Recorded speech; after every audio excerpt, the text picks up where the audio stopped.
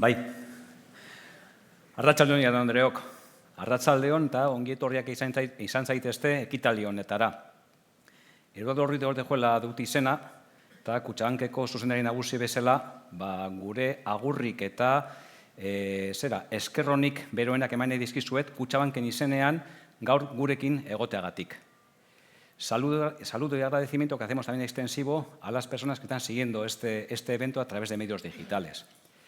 Mantenemos el formato híbrido que compagina lo presencial y lo digital, que ya ensayamos hace unos meses en un acto similar a este en el Real Arena, en Anoeta, y que hoy traemos a San Mamés. Kutxabankek, Athletikekin eta Realarekin betidanik eduki duen harreman estua eta apartari esker, gure eskuetan daukagu horrelako ekitaldiak hain leku berezietan ospatzea. Hoy estamos aquí en San Mamés, en un estadio, un entorno singular, para hablar de mercados, de finanzas, de fondos de inversión, de carteras delegadas. Y la verdad es que buscando un nexo de unión entre mundos aparentemente tan alejados entre sí como son el fútbol, el deporte y las finanzas, pensaba buscar una serie de titulares deportivos, de estilo deportivo, que sirviesen para describir la situación actual y evolución reciente de los mercados financieros. En ese sentido, se me ocurrían varios lemas o varios titulares. En primer lugar, partido complicado, competición exigente, terreno de juego muy embarrado, sorpresas en el marcador. Y podríamos seguir así y acabar hablando de los árbitros, pero si les parece vamos a dejarles en paz por un solo día. En todo caso, si hubiese que elegir o si tuviese que elegir uno de estos eslogans, uno de estos lemas, escogería el de competición exigente. ¿Y por qué? Porque Kutxabank lleva unos cuantos años compitiendo en una liga que está al alcance de muy pocos. Estamos además como entidad en los puestos de arriba de la tabla, en cabeza. Somos una de las entidades financieras que más está creciendo en los últimos ejercicios en fondos de inversión.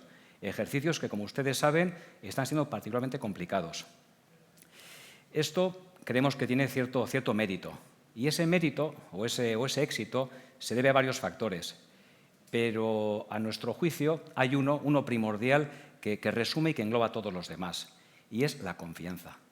Contamos con la confianza de nuestras y de nuestros clientes. La confianza es un factor, es una materia intangible que no cae del cielo. La confianza se gana, y vuelvo a los símiles futbolísticos, se gana partido a partido, gracias a nuestros aciertos y a pesar de nuestros errores. Hablando de partidos, el equipo de Kutxabank, nosotras y nosotros, salimos a esta competición exigente a defender una camiseta. Una camiseta que no es nuestra. A pesar de que ponga figuradamente Kutxabank como la del Atlético o la de la Real, esta camiseta no nos pertenece, les pertenece a ustedes. Es la camiseta de nuestras y de nuestros clientes. Otro factor que buscamos, porque nos parece trascendental, tanto en el fútbol o en el deporte como en otros órdenes de la vida, es la cercanía y la conexión con el público. Y por eso estamos hoy aquí. Antes de dar paso al auténtico equipo titular de esta sesión, a Joseba Arrueta, el consejero delegado de Kutxabank Gestión, y a Blanca Comín, la directora de ventas de Amundi Iberia, déjenme que les diga que estamos comprometidos con ustedes, con sus colores, con su camiseta, con esa camiseta que ustedes con su confianza nos dejan vestir y nos dejan defender. Y esperamos seguir siendo dignos y dignas de ella. Nire partez besterik ez. Mila esker berriro eta muchísimas gracias a todos.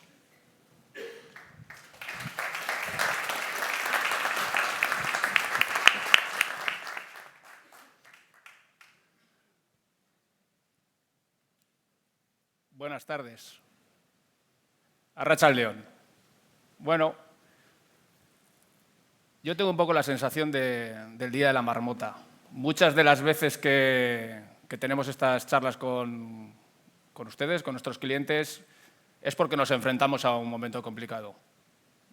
Me cuesta ya hasta recordar veces en las que las cosas fuesen bien, que las ha habido, pero la mente humana es así, tiende a acordarse más de los momentos complicados. Y este es, como ha dicho Eduardo, un momento complicado.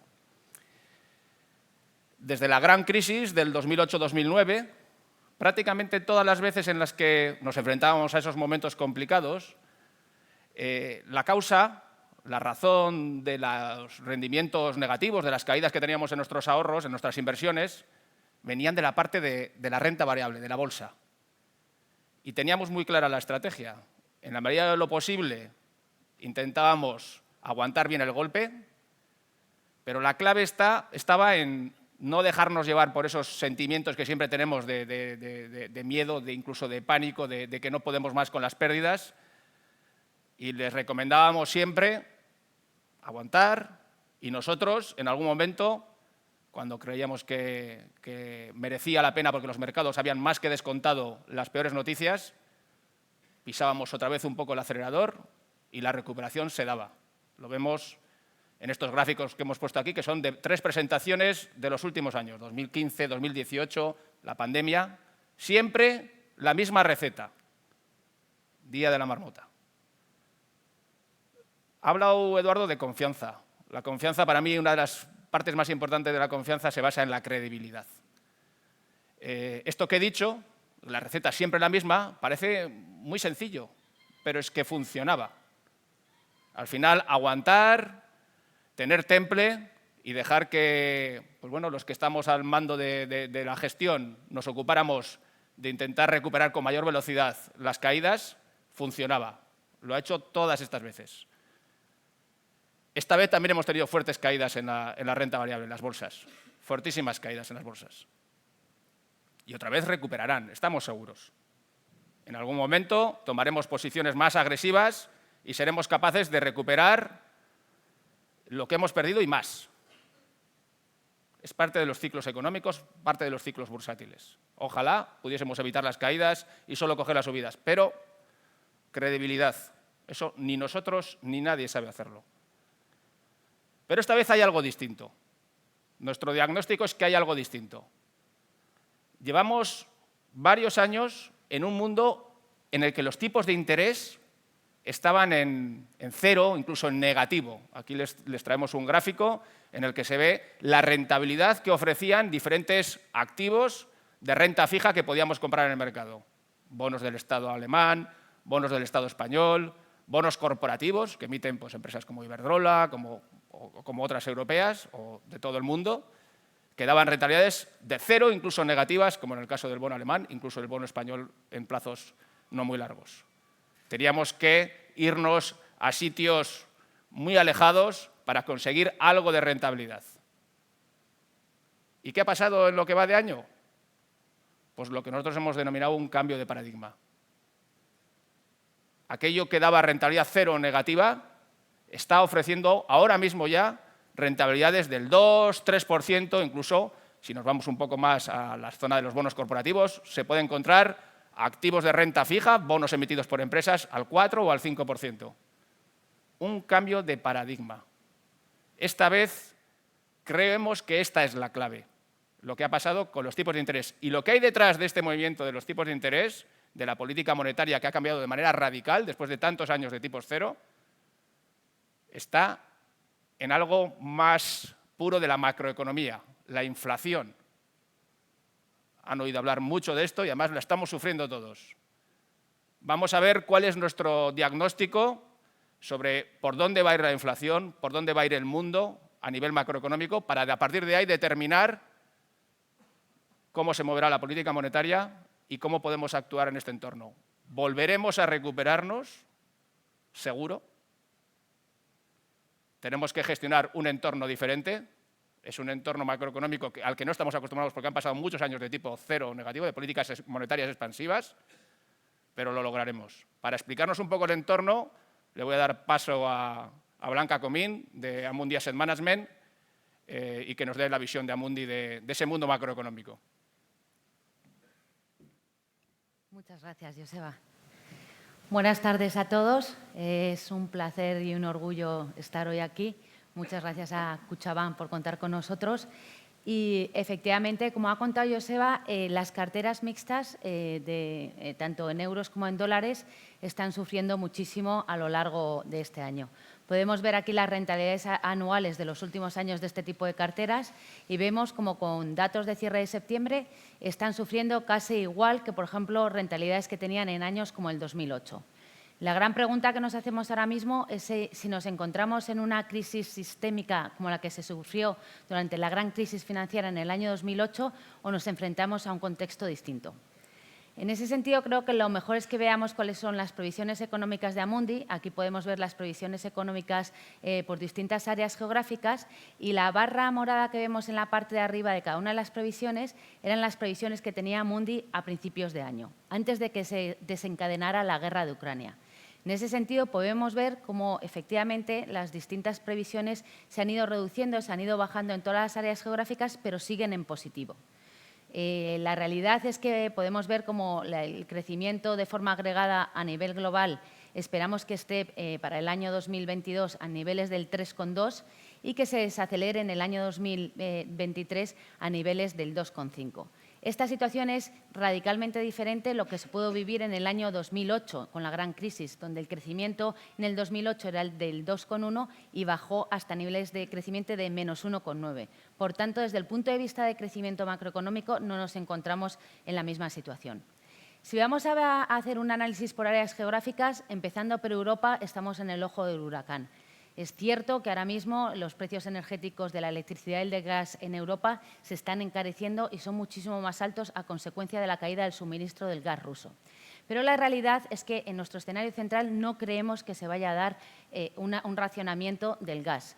Gracias a las distintas políticas que se han ido tomando como por parte de Europa, como es el abastecimiento de gas por distintas fuentes, la reducción de la demanda y además, como hemos visto, un consumo energético más eficiente. Y este mayor coste energético estamos viendo que en cierta medida se va a conseguir compensar gracias a las políticas fiscales que están ejerciendo los gobiernos. Es especialmente interesante ver cómo los gobiernos de los distintos países están ayudando a los hogares y a las empresas más vulnerables a compensar ese mayor coste energético con políticas fiscales expansivas. En este gráfico podemos ver cómo, tanto en términos relativos desde el punto de vista de PIB como en términos absolutos, cuáles son las ayudas que se han comprometido los gobiernos para compensar este mayor coste energético. Es especialmente llamativo la primera línea, la primera barra, estamos hablando de Alemania, que se ha comprometido a ayudar en medidas fiscales cerca del 8% de su PIB, o lo que es lo mismo, en términos absolutos, cerca de 300.000 millones de euros para poder ayudar a familias y hogares desde el punto de vista de compensar el mayor coste energético. Si nos vamos a Estados Unidos, en Estados Unidos la situación es radicalmente diferente. Ahí sí que creemos que va a haber una desaceleración del crecimiento, pero aún así seguimos viendo crecimientos económicos superiores al 1%. Y la desaceleración en Estados Unidos viene por una fuerte demanda, por un fuerte crecimiento y por un mercado laboral que está muy robusto y que hace que los niveles de inflación se hayan ido especialmente altos. Como consecuencia de esto, la Reserva Federal ha ido subiendo rápidamente sus tipos de interés y esto ha sido lo que hace que esperemos una desaceleración económica para los próximos meses. En ese sentido, podemos ver en esta diapositiva cómo efectivamente las subidas de tipos por parte de Estados Unidos, de la Reserva Federal, hace que los niveles de inflación bajen, esperemos que bajen del 8%, que estamos actualmente, hasta niveles por debajo del 4%, eso sí, con un coste. Este endurecimiento económico monetario produce un coste, que es un menor crecimiento desde niveles del 1,6 hasta niveles del 0,9. Y estas medidas empiezan a tomar y empiezan a ver su fruto. Como en este gráfico podemos ver los distintos niveles de inflación de distintas áreas geográficas. La línea roja refleja los niveles de inflación de Estados Unidos y, a diferencia de otras áreas geográficas, vemos como ya ha tocado pico y empieza a desacelerarse.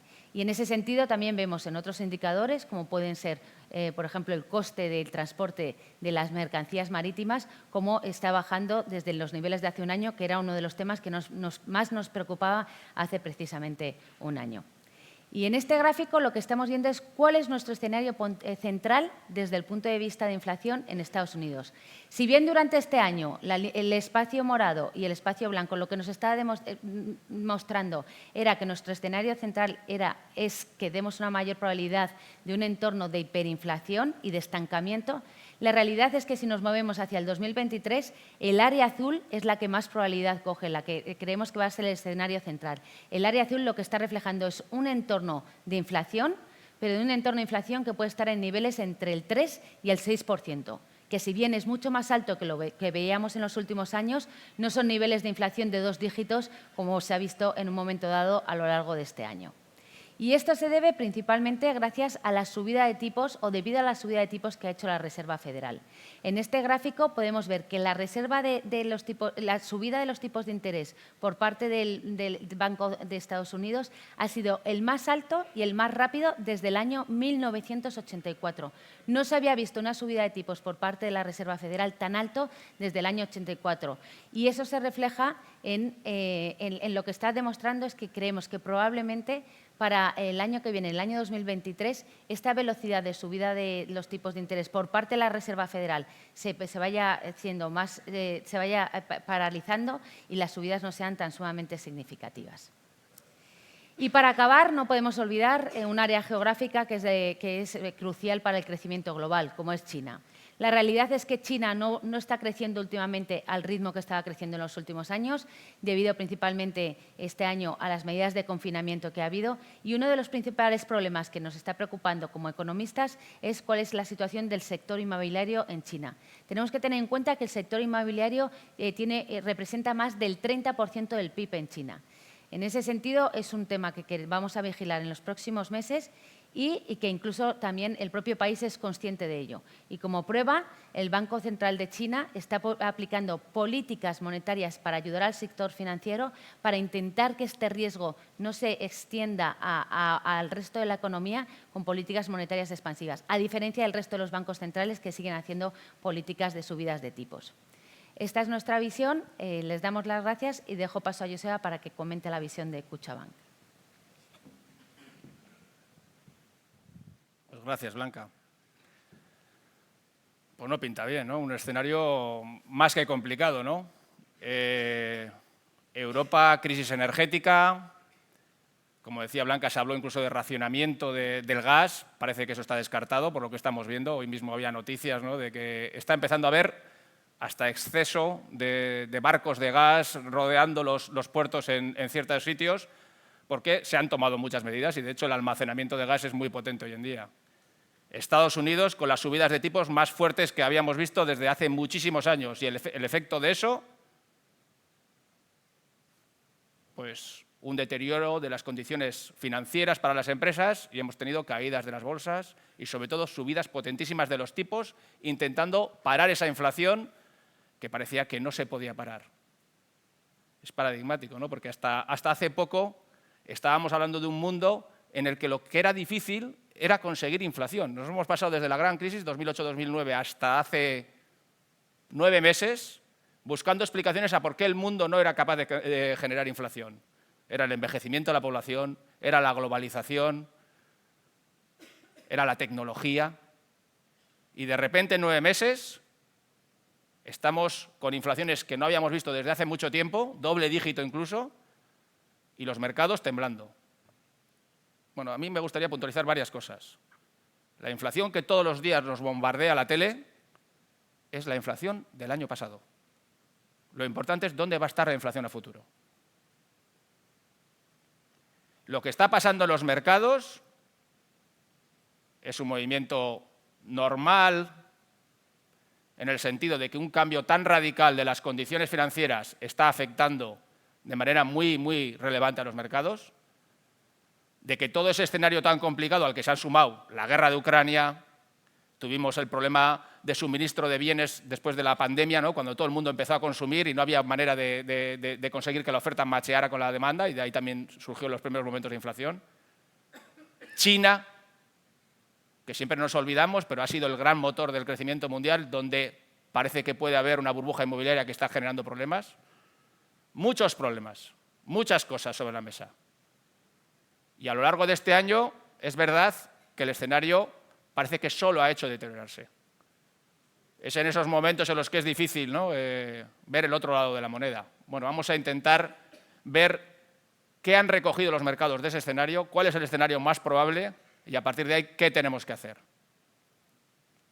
El hecho es que todos los perfiles, todos los diferentes perfiles de riesgo que tienen nuestras carteras han tenido un comportamiento muy negativo en el año.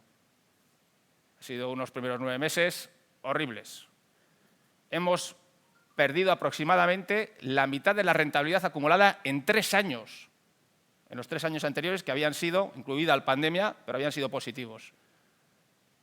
Muy frustrante estar 3 años bregando para al final tener una pérdida tan relevante. La cuestión diferencial esta vez, y ya se lo apuntaba al principio, es que normalmente cuando teníamos rentabilidades negativas en las carteras venían por la parte de la renta variable. Las bolsas caían y eso normalmente se compensaba, por lo menos en parte, porque la renta fija, que es el activo refugio, compensaba en parte esa rentabilidad negativa. Esta vez ha sido diferente. Esta vez los dos componentes principales que tiene una cartera, que es la renta variable y la renta fija, detrás hay mucha diversificación, pero los dos grandes bloques son renta variable, las bolsas, y renta fija, los bonos que emiten los estados y las empresas. Los dos han hecho una aportación negativa importante a la rentabilidad. De hecho, para el cliente conservador ha sido, pues, en nuestro perfil más conservador, la mitad de la rentabilidad negativa que lleva en el año es por la parte de renta fija, y en el siguiente perfil pues es aproximadamente casi una tercera parte, no, casi no, algo más de una tercera parte de la rentabilidad negativa viene de la renta fija. Lo que se supone que tenía que descorrelacionar, que tenía que ofrecer ese poder de la diversificación, que cuando cae uno sube otra cosa, no ha funcionado. Y esto ha sido el gran problema para gestionar este evento.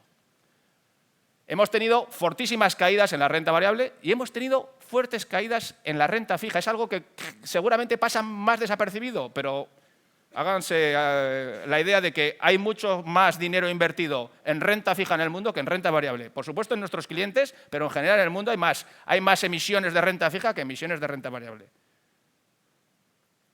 Y solo un dato, el activo tenido por más seguro en Europa es el bono alemán. Bueno, pues el bono alemán, en lo que va de año, ha perdido un 15% de su valor. Luego veremos, o intentaré explicarles cómo ha sucedido y cómo podemos remediarlo. Pero el hecho es que hemos tenido caída de la renta fija y de la renta variable. Algo muy difícil de gestionar. Pero, como he dicho antes que esto va de la credibilidad, no voy a intentar excusarme en que los mercados lo han hecho mal, ni en que todo el mundo está sufriendo. Yo creo que parte de la credibilidad está en reconocer dónde no la has visto venir. Y nosotros no hemos visto venir 3 cosas muy importantes. Nosotros habíamos pensado, y además lo habíamos transmitido en alguna presentación anterior, que la inflación, que empezaba después de la pandemia y que la empezamos a hablar de ella, que iba a ser transitoria. En cuanto la oferta lograse ajustarse a la demanda, en cuanto los buques fuesen capaces de llegar a los puertos, en cuanto tuviésemos chips en Europa, se iba a ir moderando esa inflación. Iba a ser una inflación transitoria, y no ha sido así. Está durando más de lo que esperábamos. También nosotros les dijimos, que el conflicto bélico en Ucrania, la invasión rusa de Ucrania, como casi todas las guerras anteriores, iba a ser un hecho puntual que normalmente, vista la historia, no producía efectos muy duraderos. Y nos hemos equivocado, porque ha tenido una derivada, que es la crisis energética, el alto precio de los bienes energéticos, sobre todo del gas, que además ha retroalimentado esa inflación. Y por último, nos equivocamos al leer lo que iban a hacer los bancos centrales, que es súper importante para lo que pasa con nuestros activos.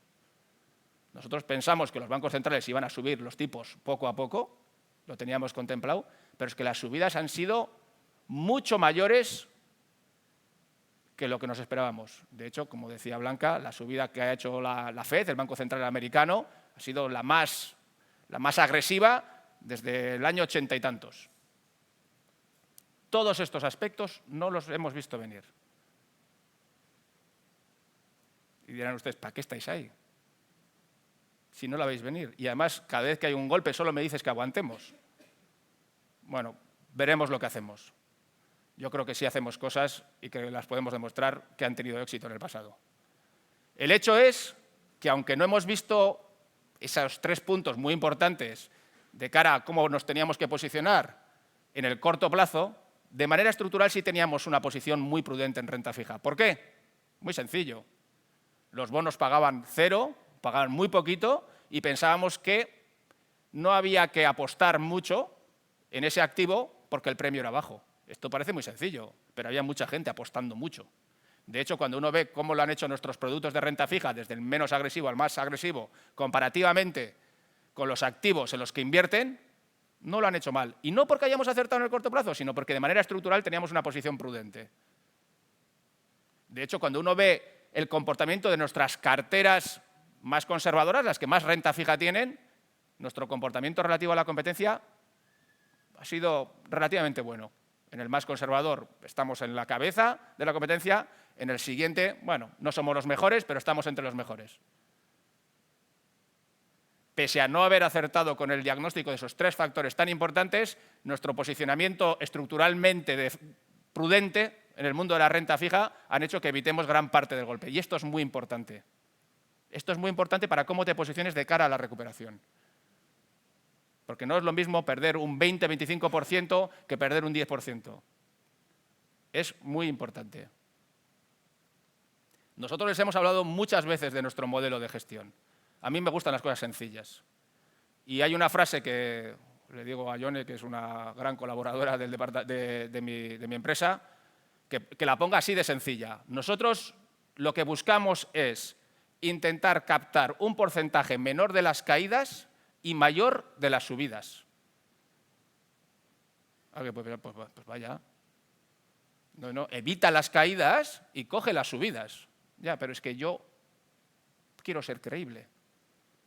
Nosotros no sabemos hacer eso, ni nosotros, y yo aquí me atrevo a decir que nadie.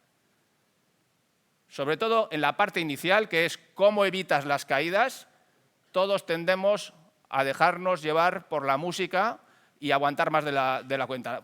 Nosotros tendemos a ser prudentes y solemos parar parte del golpe, como hemos visto en la parte de renta fija. ¿Cómo se coge más de la subida? Pues analizando el entorno y a partir de entonces tomando decisiones, que es lo que les vamos a explicar ahora, qué estamos haciendo. En la renta variable lo hemos hecho muchas veces. Lo hemos hecho muchas veces. Esperamos un momento en el que el mercado creemos que ha sobrereaccionado. El mercado tiende a sobrereaccionar al alza y a la baja. Cuando sobrereacciona a la baja, porque cae, porque todas las noticias son negativas, porque nos dejamos llevar por el pánico, porque el mercado se deja llevar, hay un momento en el que hay que pararse y analizar lo que realmente está pasando en la economía. Y a partir de ahí tomar decisiones. Lo hemos hecho históricamente y lo hemos hecho bien. Lo hicimos en la pandemia de lujo. No nos dejamos llevar por el pánico de la pandemia. Y en un momento dado dijimos, es momento de apretar un poco el acelerador. Y eso nos sirvió para recuperar a mayor velocidad. Lo hicimos en el 2018, lo hicimos en el 2015, lo hicimos en el 2008-2009. Que por supuesto sufrimos. Y ojalá fuésemos capaces de evitar el sufrimiento. No lo somos. Somos realistas. Es nuestro estilo. ¿Cómo lo hacemos en renta variable? ¿Qué es lo que hacemos? Bueno, analizamos lo que está pasando en el mercado. Intentamos abstraernos un poco de los sentimientos, de todas esas noticias negativas, porque todos nos dejamos llevar por todas esas noticias negativas y al final parece que nada bueno ocurre, o que pueda ocurrir siquiera, porque es verdad que han pasado muchas cosas malas y el entorno es complicado. Analizamos lo que hace el mercado, si está sobrereaccionando o no, y en un momento dado tomamos decisión de volver a entrar en el mercado. Y a partir de ahí, intentar hacer eso que hemos dicho, que parece tan sencillo, pero que es muy complejo, y es coger la parte de recuperación de los mercados con más velocidad que la velocidad que hemos tenido en la caída. Porque los mercados acaban recuperando sí o sí. Eso no es rebatible. La cuestión es soportar las caídas, a poder ser con un impacto menor y aprovechar las subidas con una ponderación de la renta variable en tus carteras mayor. Y esto lo hemos hecho con éxito. ¿No acertamos con el mínimo? No. Ahí ese es un gráfico en el que se describen las entradas que tuvimos en la crisis del 2008-2009. Creo que es. Bueno, es una crisis y son los puntos reales en los que entramos. Cada punto rojo es un punto de entrada. Evidentemente, en el primer punto rojo no acertamos. No captamos el mínimo. El mercado siguió cayendo. Bueno, con la vista puesta en el largo plazo, todos esos puntos de entrada fueron adecuados. No podemos acertar con el mínimo, pero siendo realistas somos capaces de tomar un posicionamiento acertado cuando el mercado sobrereacciona. ¿Cómo se hace esto en renta fija? Pues igual. Hay quien dice que la renta fija es un mundo más complicado, pero básicamente el análisis es el mismo.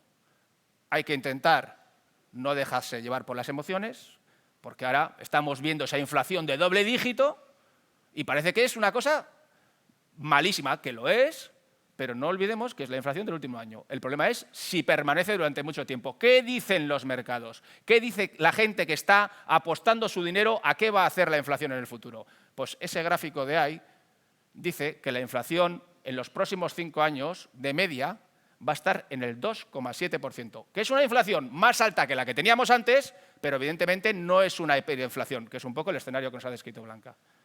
El mercado se está posicionando en algunos aspectos como si viniese una hiperinflación. De hecho, cuando ves lo que piensan la gente que está detrás del Banco Central americano, que es el banco de referencia a nivel mundial, lo que hacen los tipos en Estados Unidos es la referencia del mundo, y ve lo que piensa la gente que está ahí tomando las decisiones, ellos mismos reconocen que a partir de finales de 2023 las subidas se estabilizarán, incluso podremos ver bajadas a partir de entonces de tipos. ¿Y cómo han reaccionado los mercados? Pues los mercados de renta fija han tenido la mayor caída desde el año 30 y tantos. Brutales. Brutales. Voy a hacer un zoom con este gráfico, pero es que este es un gráfico del comportamiento de la renta fija en global desde el año 1915. Y fíjense la caída que ha tenido la renta fija esta vez. Totalmente récord, conjuntamente con lo que pasó en las dos grandes guerras. ¿Qué ha pasado con los bonos corporativos? Lo que tienen que pagar las empresas para financiarse, pues de prácticamente estar financiándose gratis, a cero o con muy poco diferencial, están pagando ahora mismo diferenciales del 4 o 5% para financiarse. ¿Es esto realista?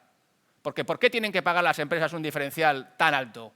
Bueno, eso es porque el mercado está descontando que muchas de ellas pueden no pagar. ¿Cuánto están descontando? ¿Cuántas empresas dice el mercado que van a quebrar? Bueno, pues según este gráfico, y en los tramos de renta fija que les hemos redondeado ahí con esa línea discontinua, que son los bonos que nosotros compramos normalmente, que no son los más arriesgados, que son pues bueno, de calificación crediticia razonable, se está descontando que van a quebrar más que en el año 33, que fue el anterior en el que más empresas quebraron. Nosotros pensamos que el mercado está sobrereaccionando. Está cogiendo el escenario más negativo como el central y nosotros creemos que el escenario más negativo no es el central. El escenario central para nosotros, muy parecido al de Amundi, es un mundo en el que va a haber algo más de inflación, pero inflación en el entorno del 3-5%. De hecho, eso tiene hasta sus partes buenas. ¿Y qué hacemos entonces? Si pensamos que el mercado está descontando el peor escenario respecto al tema de la inflación, ¿qué hacemos? Pues tomar posiciones. Como hacíamos en la renta variable, cuando pensamos que la renta variable ha subreaccionado, en la renta fija lo mismo. Y les he dicho que esta vez es una parte muy importante de la recuperación porque nos ha dolido de manera significativa en lo que va de año. ¿Cómo lo hacemos esto? Bueno, en la renta fija no es que se trate de que compres más renta fija o menos renta fija. Se trata del plazo de la renta fija que compras. Y voy a intentar explicarles esto. Esto es un ejemplo. Nuestras carteras de renta fija estándar tienen 100, 150 posiciones, pero se lo voy a explicar con un ejemplo. Les voy a explicar el efecto que tiene sobre un bono una subida de tipos de interés.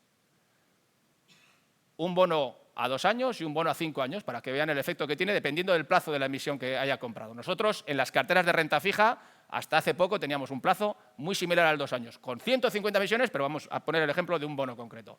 ¿Qué han hecho los tipos de interés del mercado? Han subido un 3%, prácticamente de manera paralela. ¿Cómo le afecta una subida del 3% a un bono de 2 años? Pues le pasa una cosa, y es que al día siguiente de que suben un 3%, el bono vale menos. ¿Por qué? Bueno, pues porque hay nuevas emisiones de bonos a tipos de interés más altos y para hacerse atractivo el bono que tenemos, tiene que compensarlo con precio, si no, nadie lo compra. Tengo la alternativa de comprarme un bono al 2,20 y mi bono que compré anteriormente paga el menos 0,60. Bueno, ese bono que paga el menos 0,60 tiene que bajar en precio para obtener atractivo al mercado. ¿Cuánto cae? Bueno, el efecto concreto sobre un bono a 2 años de una subida del 3% es de una caída del 5,6% en valoración. A partir de entonces, durante un año, ya tienes un bono que te está pagando el 2,20 y el efecto total al de un año sería que has tenido una caída en ese bono del 3,40. Te ha dolido. ¿Qué te pasa en un bono a 5 años? Pues como hay más años de tipo de interés más bajo que tienes comprado, el efecto sobre el precio es mayor. El efecto sobre un bono de 5 años de una subida del 3%, en vez de ser el 5,60 como es el bono de 2 años, es del 14,45.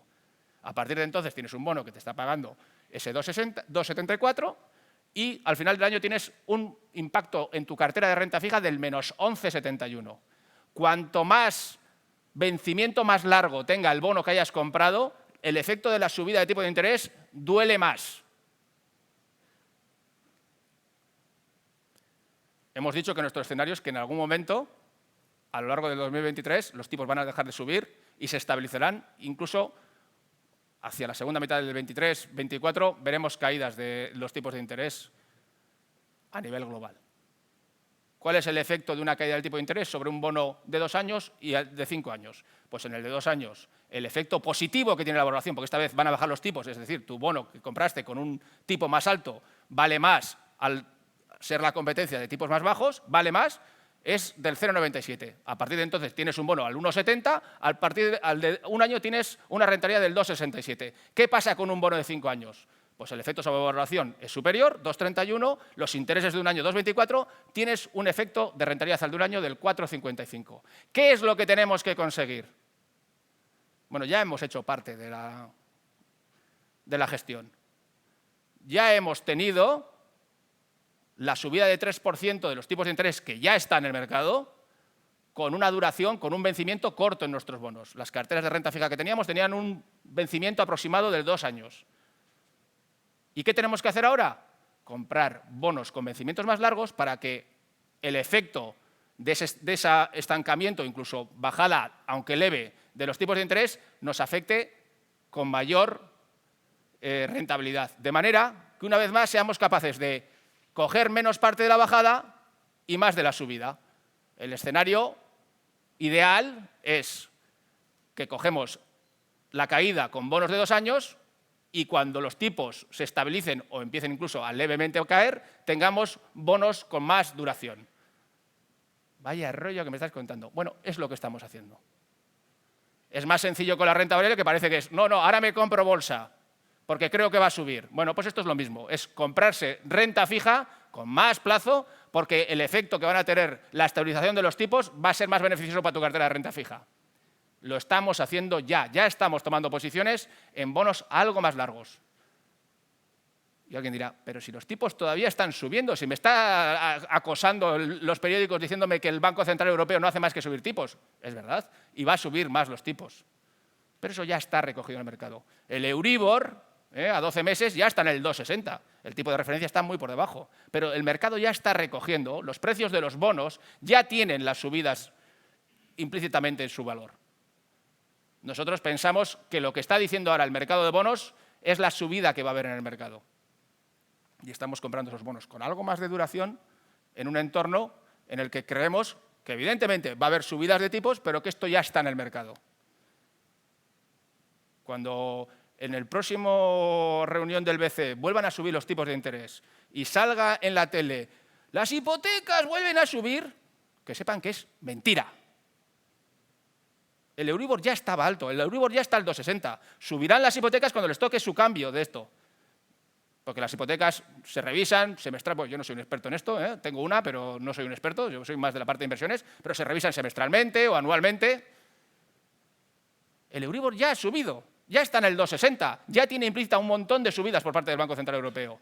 No es verdad que cuando vuelva a subir el Banco Central Europeo vaya a subir más el Euribor, solo si sorprende al mercado y sube más de lo que se esperaba. Así que no se fíen de lo que salga, ¿eh? Cuando Piqueras pone cara triste y dice las hipotecas van a ser más caras. No, ya está ahí.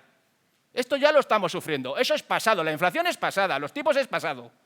Puede ser que sigan y entonces tendremos un problema. No digo que no sea un escenario posible, pero el escenario que nosotros damos más probabilidad es a un escenario en el que la inflación en algún momento del año que viene tenderá a apaciguarse. Ya lo estamos viendo. Ha dicho antes Blanca, los costes de transporte fueron el gran mantra, porque todo viene en barco. El gran mantra de la inflación justo en la salida de la pandemia. Los fletes llegaron a 20.000, 25.000. Están ahora a 5.000. Han caído de manera significativa. Estamos viendo otras cosas cayendo. Las materias primas han caído de precio.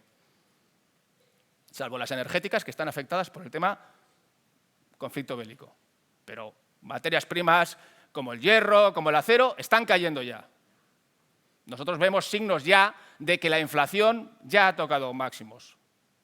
En Europa todavía podemos ver algunos meses en los que la inflación puntualmente esté por aquí arriba, porque tenemos el tema energético muy presente, pero creemos que estamos cerca del techo. Renta fija, esta vez súper importante. Siento el rollo de la renta fija, son los tíos aburridos del mercado y tal, pero había que contarlo, porque esta vez ha sido crucial. Y luego está la otra cara de la moneda, es ¿qué hacemos con la bolsa? ¿Qué hacemos con la renta variable? Bueno, les voy a ser sinceros. Nosotros mantenemos un tono prudente todavía. Estos cuadros de aquí marcan un poco los rangos en los que estamos con exposición de renta variable en los distintos perfiles. El punto azul es un poco la media y el punto rojo es donde estamos ahora. Estamos algo por debajo de la media, estamos prudentes. ¿Por qué? Bueno, básicamente nos parece que hay algunas incertidumbres que todavía están pesando mucho y que la volatilidad todavía va a ser alta en la bolsa. Yo creo que estamos cerca de encontrar un punto de inflexión, pero nos parece que todavía merece la pena ser prudentes. Estamos ahora, llevamos 2 días de fuerte rebote de las bolsas, pero creemos que hasta que no tengamos algo más de visibilidad sobre si la inflación ha hecho tope y sobre todo en Europa del tema conflicto bélico, que la verdad es que parece que no tiene nunca una solución, pues hay que mantener un tono prudente. Yo creo que entre finales de este año y el año que viene será el momento de hacer ese análisis que les hemos dicho antes, de tomar posiciones porque el mercado esté descontando más de lo que esto, pero creemos que hay que ser prudente todavía. Lo que no quiere decir esto es que no estemos haciendo nada, porque lo que les he dicho es que va a haber un entorno de inflación algo más alta que lo que había antes. Y es verdad que dentro de las carteras de renta variable hay que tomar posiciones en aquellas empresas que funcionen mejor en entornos inflacionarios. Hasta ahora las posiciones que habían funcionado mejor históricamente en los últimos años eran las grandes empresas tecnológicas, las de fuerte crecimiento, que funcionan bien en entornos de tipos muy bajos. Ahora mismo tenemos tipos más altos y más inflación. No creemos que vaya a ser una hiperinflación, pero van a ser inflaciones más altas que las que teníamos antes. En ese entorno no funcionan tan bien esas empresas de crecimiento y estamos recomponiendo, ya hemos recompuesto las carteras de renta variable. Estamos haciendo cosas. Si bien todavía mantenemos el tono prudente, yo tengo claro que no es el momento de salida. Bastante claro. Estos son las medias de las caídas que ha tenido el mercado en todas las grandes crisis. Y hemos señalado con un punto rojo las que se llaman crisis sistémicas, tipo 2007-2008. Ahora mismo estamos en el entorno del cuadrado rosáceo, depende del día, pero los mercados han caído pues, alrededor del 25%. Ya nos la hemos comido. Hemos sido prudentes, ya les he dicho, no, pues haber estado en cero. No, ni nosotros ni nadie. Nunca pones todas las, nunca apuestas todo a una. Tomas posiciones para escenarios alternativos. Pero ahora mismo creemos que es momento de mirar los fundamentales de renta variable y algunos de ellos ya dan señales. Esto de aquí, que también es un tecnicismo que tal, es cómo se determina el precio de la bolsa, si la bolsa está cara o barata, ¿vale? Y sobre todo la bolsa europea, que actualmente tiene lo que se llama el PER, el precio entre beneficios. ¿Cuánto pagas por los beneficios futuros? En 11 aproximadamente, está un 39% más barata que lo que estaba a principio del año. Y un 13% más que su media histórica de los últimos 20 años. Está baratita. Cuando miras si está cara o barata en relativo al otro activo, que es el bono, oye, pues si está subiendo de tipos de interés, ahora el bono vale más, ¿no? Mejor el bono. Bueno, sigue estando más barata, sobre todo en Europa, la bolsa que el bono. Es lo que dicen estos gráficos de aquí. Y sobre todo hay una cosa que les parecerá más naif, más tonto, pero es súper importante, que es el sentimiento de mercado. El sentimiento de mercado está extremadamente negativo. Ahora mismo todo el mundo tiene un posicionamiento prudente, conservador, o la mayoría de la gente, porque el impacto de todas esas noticias negativas está mellando la confianza del esto. Cada vez, esto se mide con este oscilador, que es un oscilador de sentimiento, que lo que mide es cómo está, ¿no?, el sentimiento de los inversores a nivel mundial, y estamos en un momento extremo.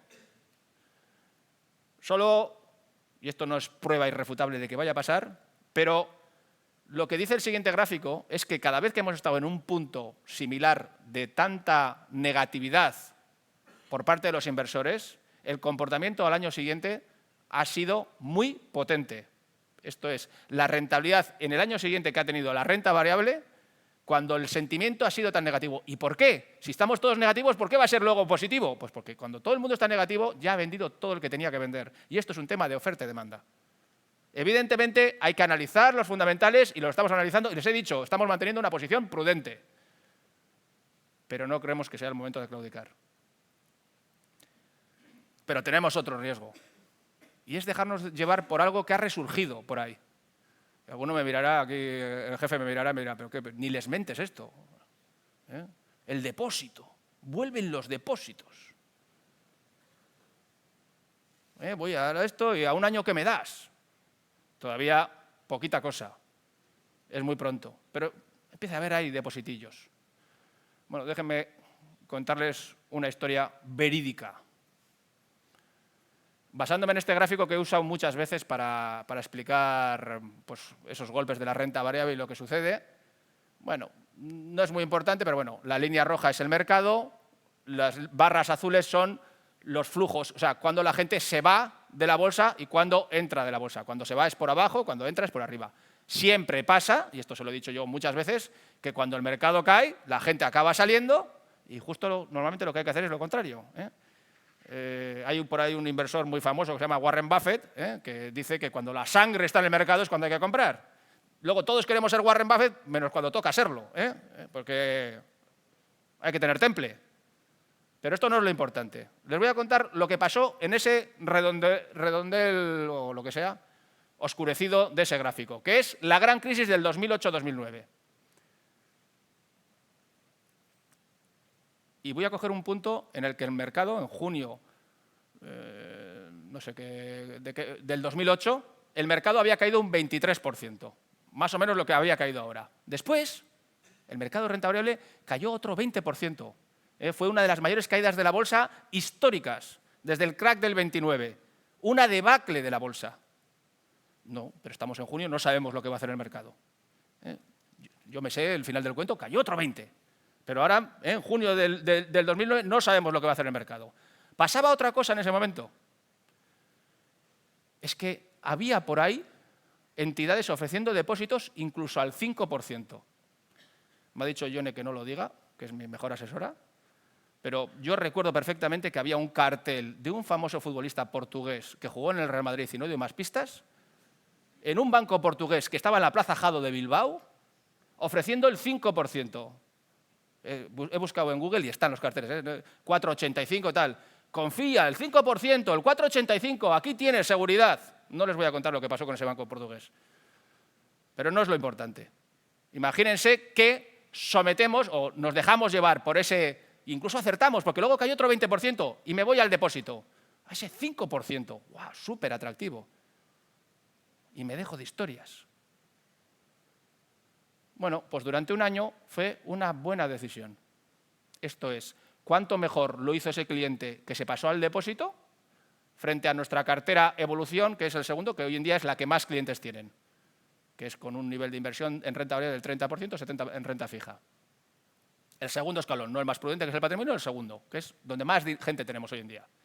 Bueno, pues si comparamos lo que hizo esa cartera con el depósito al 5% durante un año y luego las renovaciones de los depósitos al tipo que estuvieran, durante un año acertó. En la cena de Navidad, el cuñado le recordó, tenías que haberte ido con este famoso futbolista portugués que sabe mucho de depósitos y haberte comprado este depósito. Bueno, hay que ampliar un poquito la visión. a fecha de hoy, incluida la caída que hemos tenido recientemente, evidentemente fue una mala decisión. Alguien dirá, no, claro, pero me compro ese depósito del 5% y luego ya me meto cuando vaya a subir. Ya sé qué es lo que nos gustaría hacer, pero no pasa nunca así. La experiencia es que el cliente siempre entra tarde. O sea, el depósito nunca es una alternativa para el ahorro a largo plazo. Esto es, otra vez, una verdad irrefutable. ¿Es una alternativa para mi dinero de un año? Sí. Para lo que tengo ahí para gastos, para no esto, yo no voy a decir que no. Igual luego me crucifican, pero no digo que no. Pero para tu ahorro de verdad, lo va a estar mucho mejor en una cartera diversificada, seguro. A las pruebas me remito. Incluso después de la caída que hemos tenido hoy. Y comparando con un depósito que empezó al 5%. Una maravilla. El hecho es cómo estamos hoy y cómo nos tenemos que preparar para la recuperación. ¿Y qué ha cambiado? Porque hemos dicho que ha habido un cambio de paradigma. Un cambio de paradigma importante. Súper importante sobre todo para el cliente conservador. Nuestra masa total de clientes, y siento decir esta vez, porque parece que no, cada uno es un mundo, pero déjenme hacer un prototipo de nuestro cliente. La cartera prototipo tiene un 30% de renta variable y un 70% de renta fija. Esto es lo que dicen nuestros números. Es más o menos la media del Estado español. La Caixa, BBVA, el cliente medio tiene más o menos eso. El Santander, un poco menos de renta variable incluso. Algo más prudentes en el Santander. Estamos en la media. ¿Cuál era la situación de este cliente prototipo hace un año y hoy? Pues sinceramente yo creo que es mejor hoy. Aun asumiendo que el momento es muy complicado. Con una visión de largo plazo, con una visión de que estamos invirtiendo para nuestro futuro, ahora mismo tenemos el 70% de la cartera que hasta hace nada no podíamos obtener ninguna rentabilidad, en la que podemos obtener rentabilidad. El cliente conservador empieza a tener en su distribución normal, sin tener que cambiar su distribución, empieza a tener un potencial de rentabilidad. ¿Esto quiere decir que la rentabilidad lo va a hacer peor? No. La rentabilidad lo va a hacer a largo plazo mejor que la renta fija, seguro. ¿Esto quiere decir que voy a tener eso que me dices ahí, el 4,5 el año que viene? No. Lo que dice es que de media en los próximos años, nuestra mejor estimación de rentabilidad media para un perfil 30-70, que es nuestra media, es de un 4,5, cuando antes era incluso menor. ¿Esto es la rentabilidad del año que viene? No, es la media para el futuro, en base a una previsión de rentabilidad de los activos que es realista. Porque estamos pensando que la renta variable va a dar una rentabilidad entre el 6 y el 8, estamos siendo poquito agresivos, pero en la renta fija ya vamos a obtener, o sea, tenemos carteras con tires del 2-3%. La situación para el cliente con un mix como el que tenemos nosotros y el que es la media en España, está con un potencial de rentabilidad a largo plazo algo mejor. Dices, bueno, tampoco es tanto. Bueno, acumulen, porque esto no es la rentabilidad del año que viene. En algún momento tendremos un rebote en los mercados, estoy seguro. Y será potente, seguro, porque la distribución de las rentabilidades es así. Estos son medias a largo plazo. Tendremos una rentabilidad que acumulada nos permitirá recuperarnos mejor, sobre todo si gestionamos bien estos momentos de tensión, aprovechando las caídas para cuando creamos que el mercado ha reaccionado, tomar posiciones. Les he dicho que en renta fija lo estamos empezando a hacer. Creemos que los niveles de tipos de interés que están pagando algunos bonos es para tomar posiciones. ¿Acertaremos con el mínimo? No, seguro que no. Pero tomaremos posiciones en una posición buena, seguro. Y en renta variable en algún momento volveremos a pisar el acelerador. Estoy seguro. Muchas gracias. Eskerrik asko.